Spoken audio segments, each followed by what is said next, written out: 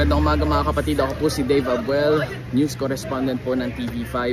Andito po ako ngayon sa kahabaan po ng M. Naval sa Navotas kung saan may naulat na bumigay na pader at nakaapekto sa ilang bahay dito. Paliwanag sa amin ng barangay na itong pader na to, mayroon kasing naipon na tubig mula doon sa kalapit na ilog at saka itong baha at saka yung buhos ng ulan kanina. Hindi na daw kinaya nung pader yung tubig kaya bumulwak na ito at naapektuhan yung ilang mga kabahayan sa malapit doon.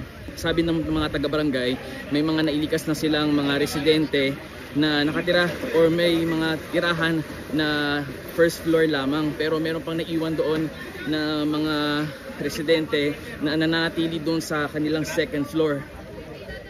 Kanina pagdating namin dito, may mga residente na lumabas mula dito sa eskinita na ito at ilang mga residente na nga yung kanya-kanyang dala ng mga maisasalba nilang gamit dahil medyo mataas nga din po yung tubig dito. Ayon sa mga taga-barangay, susubukin nila na magpasok ng mga pagkain para dun sa mga residente na na-stuck dun sa second floor ng kanilang bahay. Ito nakikita nyo, may ilang residente na isinakay na sa isang improvised na rescue boat. Subukan natin kamustahin sila.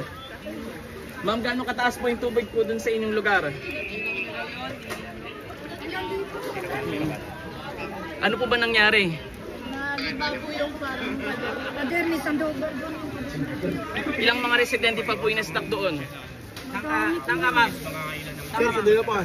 Saan ka? Dito. Tangka ma'am. Mga kapatid, yan muna yung latest mula dito sa Navotas. Tutok lang sa mga platform ng News 5 para sa iba pang detalye nitong balitang ito.